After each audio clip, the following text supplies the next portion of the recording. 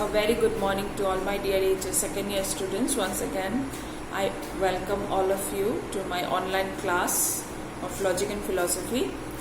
As you already know that we have already started with the second chapter, that is grounds of induction. I have so far completed two topics of this chapter, that is law of uniformity of nature and paradox of induction. आज का topic का नाम है law of causation. Okay, so as I have already told you in my first video of this second chapter that there are two grounds of induction, that is formal ground and material ground. Formal ground is again subdivided into two types, that is law of uniformity of nature and law of causation. Law of uniformity of nature मैंने अपने previous video में आप लोगों को समझाया है और आज मैं आप लोगों को समझाऊंगी law of causation. Okay, so once again today's topic is law of causation. Now what is this law of causation? Law of causation का मतलब है इस दुनिया में जो भी होता है everything should have a cause. Everything in this world should have a cause. Without cause आज तक ना कुछ हुआ है और ना ही कुछ होगा. Can you remember of anything जिसका कोई cause नहीं है, जो सडनली हो गया है या फिर कहीं से टपक गया या फिर कहीं से मिट्टी से ऊपर उठ गया है? ऐसा कुछ कभी हुआ है? नहीं, ऐसा कभी कुछ भी नहीं हुआ है. जो भी होता है इस दुनिया में उसका हमेशा एक रीजन होता है. ओके, हमेशा एक कॉज होता है. And this rule of nature is known as law of causation. Law of causation, again like law of uniformity of nature, has two meanings, that is positive meaning and negative meaning. So the positive meaning of law of causation is that whatever happens has a cause. This is the positive meaning of law of causation, that whatever happens has a cause. इस दुनिया में जो भी होता है हर चीज का एक cause होता है. This is a rule of nature. Okay, now let us see the negative meaning. Negative meaning, nothing happens without a cause. Okay, the same thing has been said in a negative way, that nothing in this world happens without a cause. कुछ भी बिना cause के इस दुनिया में नहीं है. ये जो दुनिया कायम है, ये दुनिया कायम है इस लॉ के ऊपर, लॉ ऑफ कॉजेशन के ऊपर ये दुनिया कायम है. And according to the law of causation, whatever happens in this world has a cause, or nothing happens without a cause. So this is the positive and negative meaning of law of causation. ठीक है? Now before proceeding to the qualities of cause, what is a cause actually? Causation without cause तो नहीं होगा. Causation came from, law of causation came from cause, right? So what does this cause means? Before proceeding to what does this cause means, हम लोग और एक point देख लेते हैं. The point is called canon of elimination. Okay, the point is called canon of elimination. Now what is this canon of elimination? To discover and prove a causal connection, induction depends on certain methods based on certain fundamental principles known as canon of elimination. Okay? So ये canon of elimination क्या है? Canon of elimination is used by induction to establish a general real proposition and to establish a causal connection. मैंने already आप लोगों को समझाया है what is causal connection. Causal connection मतलब the relation between the cause and the inferred quality. Okay, the cause and the inferred quality or the effect. उस relation को बोलते हैं causal connection, और वही causal connection को establish करने के लिए induction canon of elimination को इस्तेमाल करता है. Now क्या है ये cannon of elimination? Let me explain it with an example. Now हम लोग क्या करते हैं, किसी भी प्रॉब्लम को सॉल्व करने के लिए हम लोग हाइपोथेसिस बनाते हैं, राइट? हाइपोथेसिस भी मैंने आप लोगों को समझाया है. हाइपोथेसिस मतलब अंदाजा लगाना या फिर सजेशन देना किसी बात को, किसी चीज को, किसी प्रॉब्लम को सॉल्व करने के लिए सजेशन देना इज नोन एज हाइपोथेसिस। सो किसी भी प्रॉब्लम को सॉल्व करने के लिए हम लोग हाइपोथेसिस बनाते हैं, right. So suppose for example अगर हमारे घर में कोई बीमार हो जाता है तो फिर हम लोग क्या करते हैं, हम लोग सारे फैमिली मेंबर्स मिलकर डिस्कस करते हैं कि अभी क्या करना है, आगे कैसे इस प्रॉब्लम को सॉल्व करें। तो कोई हम में से कोई ये सजेस्ट करता है, ये हाइपोथेसिस बनाता है कि हमें उनको हॉस्पिटल ले जाना चाहिए। कोई ये हाइपोथेसिस बनाता है कि हमें उनको घर में ही ट्रीट करना चाहिए, डॉक्टर को घर में बुलाना चाहिए। कोई ये हाइपोथेसिस बनाता है कि डॉक्टर को बुलाने का जरूरत नहीं है, हम लोग घर में ही ट्रीटमेंट कर लेंगे। तो ये सारे सजेशंस हम लोग सारे मिलकर डिस्कस करते हैं। तो ये सारे हाइपोथेसिस जो हम लोगों ने बनाया है, हम लोग इन सारे हाइपोथेसिस को काम पे लगाएंगे इस प्रॉब्लम को सॉल्व करने के लिए? नो। हम लोग क्या करते हैं, हम लोग सिर्फ जो सबसे ज्यादा इफेक्टिव है, जिससे ये हमारा फैमिली प्रॉब्लम सॉल्व हो सकता है, उसी हाइपोथेसिस को हम लोग काम पे लगाते हैं, जिससे कि हम लोगों का वो पेशेंट जो वो ठीक हो जाए। बाकी सारे जो हाइपोथेसिस हम लोगों ने बनाया है, हम लोग उसको एलिमिनेट कर देते हैं।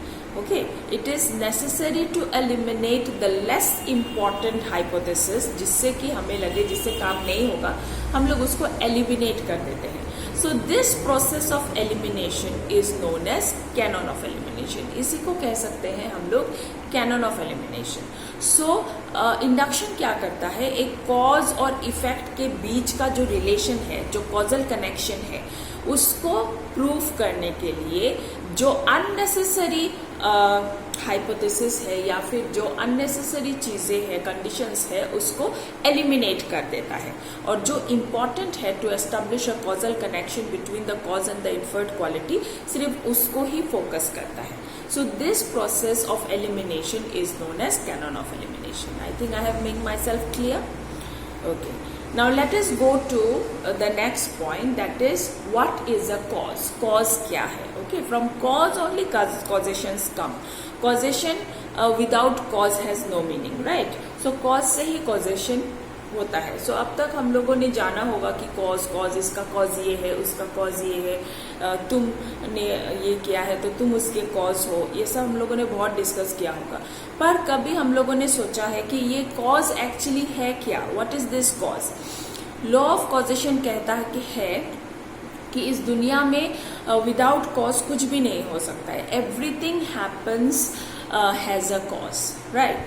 सो ये जो कॉज है, ये कॉज एक्चुअली है क्या? So let us see what are the qualities of a cause, जिससे कि वो कॉज बनता है या फिर ये कॉज है क्या। सबसे पहला point, cause is relative to the given phenomena called the effect. Cause is relative to the given phenomena called the effect. पहला पॉइंट ये है, ये जो कॉज है ये रिलेटिव है इफेक्ट का। ओके, जो इन्फर्ड क्वालिटी है, जो कंक्लूजन निकला है, जो रिजल्ट निकला है, उस रिजल्ट का, उस कंक्लूजन का रिलेटिव है ये cause. Means cause and effect are related to each other. Now अगर मैं बोलूं कि this is a wooden table and it is made of iron, तो कोई सेंस होगा इसका? Is iron and wooden table related? No, they are not related. But if I say this is an wooden table and it is made of wood, then yes, wood and wooden table are related. Wood is the cause, wooden table is the effect, and both are related. So the first point is that cause मतलब जो effect के relation में हो, that which is related to the effect. This is the first point. Now let us see what is the second point. Cause and effect are events in time. Cause and effect are events in time. Events in time का मतलब है एक cause और उसके effect के बीच में वो duration जो हमेशा सेम रहे, ओके, जो बदले ना। फॉर एग्जाम्पल, सपोज हम लोग चाय पत्ती से चाय बनाते हैं, राइट? सो ये जो चाय पत्ती is the cause here and the T, the चाय इज द इफेक्ट. सो कितना टाइम लगता है चाय पत्ती से चाय को बनाने में? 1 year, 1 day, 1 hour? No, hardly 5 minutes to 10 minutes, right? So within this time only, from this cause we can get a certain effect, right? So her cause effect का एक scheduled time होता है. They are always events in time. So that scheduled time is known as events in time. So cause and effect are always events in time. हर चीज का एक particular time होता है और ये cause and effect हमेशा उस time पे ही produce होता है. Okay? So that is called cause and effect are always events in time. So let us go to the next point. Cause is the antecedent to the effect. Cause is the antecedent to the effect. Now what is an antecedent? Antecedent का मतलब है जो हमेशा effect के आगे आए. Okay, पहले cause then effect. So that is known as antecedent. Okay, and consequent का मतलब है जो पीछे आए. So if cause is the antecedent, then effect is the consequent. Cause जो है वो हमेशा इफेक्ट के आगे आएगा, पीछे नहीं आएगा. It will always come before the effect. So it is known as antecedent. So point number 3 is that what is a cause? Cause is the antecedent of the effect. Let us see the next point. Cause is invariable antecedent to the effect. Cause is not only antecedent, but it is invariable antecedent to the effect. Now what is invariable antecedent? Invariable antecedent का मतलब है that which always follows the effect.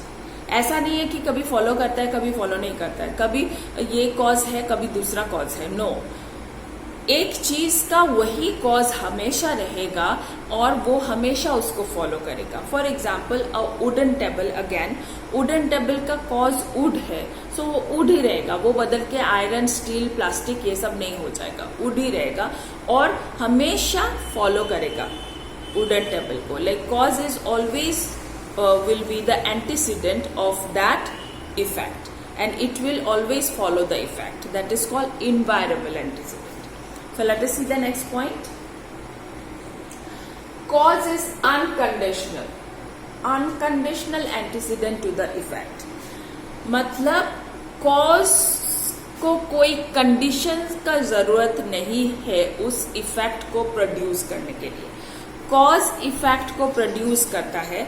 उस effect को produce करने के लिए cause को कोई कंडीशन का जरूरत नहीं है. It is unconditional. Okay, without any condition it will produce the effect. So cause is an antecedent, it is invariable antecedent and it is unconditional invariable antecedent. Without any condition it will produce the effect. One more point is there. Immediate. Cause is an immediate antecedent of the effect. Okay, effect जो produce होता है उसका जो immediate antecedent होगा वही cause होगा. Okay, जैसे मैंने पॉइंट नंबर 2 में भी बताया है that cause and effect are always event in time. एक कॉज और इफेक्ट का एक पार्टिकुलर ड्यूरेशन होता है, एक टाइम होता है. ओके, उससे ज्यादा या कम नहीं लग सकता है. सो जो कॉज है वो हमेशा इफेक्ट का इमीडिएट एंटीसीडेंट होगा. Okay, immediate antecedent. It will not take a long time to know that this is the cause. So it is the immediate antecedent of the cause. So what is a cause? By now we know that a cause सबसे पहले is relative to the effect. Okay. दूसरा, cause and effect should always event in time. They should be in time. तीसरा, cause is an antecedent to the effect. Antecedent मतलब जो पहले आए. चौथा, cause is an invariable antecedent to the effect. पांचवा, cause is an invariable unconditional antecedent to the effect. And the last one, what is a cause? A cause is not only invariable and unconditional antecedent to the effect, but it is also an immediate antecedent to the effect. So this is the definition of cause. So I think by now you understand what is a cause, right?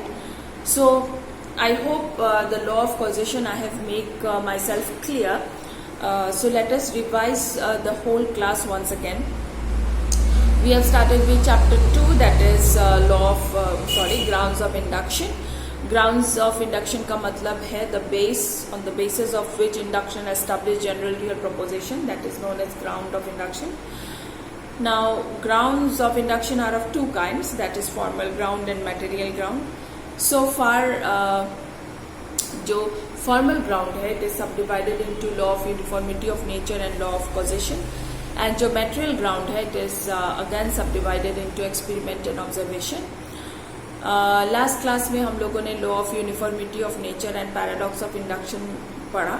Law of uniformity of nature का भी दो meaning है law of causation की तरह, positive and negative. Positively, law of uniformity of nature means nature will behave in the same way under similar circumstances, and negatively it means that nature cannot be irregular. There are two forms of law of uniformity of nature, that is uniformity of coexistence. दो चीजें हमेशा एक साथ रहे या एक साथ दिखाई दे, that is known as uniformity of coexistence. And दूसरा फॉर्म है यूनिफॉर्मिटी ऑफ सक्सेशन, जो दो चीजें हमेशा एक दूसरे को फॉलो करें, that is known as uniformity of succession, like day and night, lightning and thunder. Okay, those are known as uniformity of succession. So these are the rules of the nature, and nature is always uniform, एक जैसा रहता है हमेशा. Then हम लोगों ने देखा paradox of induction. According to J.S. Mill, the law of uniformity of nature is the ground of induction as well as the result of induction, जिसको बहुत से लॉजिशियन ने क्रिटिसाइज किया है in the by saying that Mill's statement is fallacious, and his statement has the fallacy of petitio principii. Petitio principii means arguing in a circular way. Mill एक ही चीज को घुमा घुमा के बोल रहे हैं. Law of uniformity of nature को ग्राउंड भी बता रहे हैं और रिजल्ट भी बता रहे हैं. ओके, बेस भी बता रहे हैं और कंक्लूजन भी बता रहे हैं. That's why he is committing the fallacy of petitio principii. To come out of this paradox, we have to consider only one. Either law of uniformity of nature is the result of induction or it is the ground of induction, but it cannot be both. आज के class में हम लोगों ने पढ़ा law of causation. What is law of causation? According to law of causation, everything in this world has a cause. इसका भी दो मीनिंग है, positive and negative. Positively it means that everything in this world has a cause, and negatively it means that nothing in this world exist without a cause. कुछ भी बिना cause के नहीं होता है. This is the negative meaning of law of causation.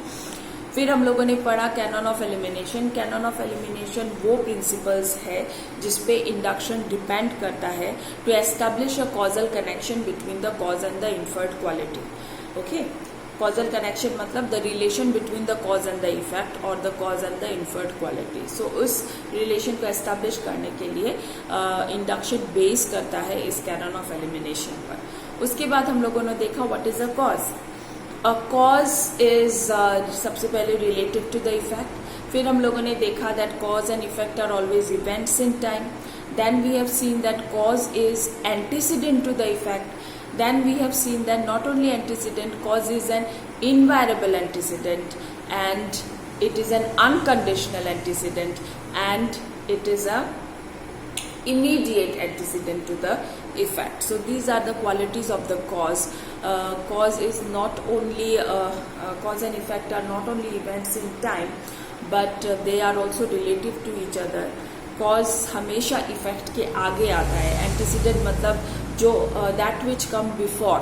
Okay, so effect के आगे आता है हमेशा cause, और this cause is not only antecedent to the effect, but it is invariable antecedent. It always follows the effect. It is unconditional antecedent. It does not require any condition to produce the effect.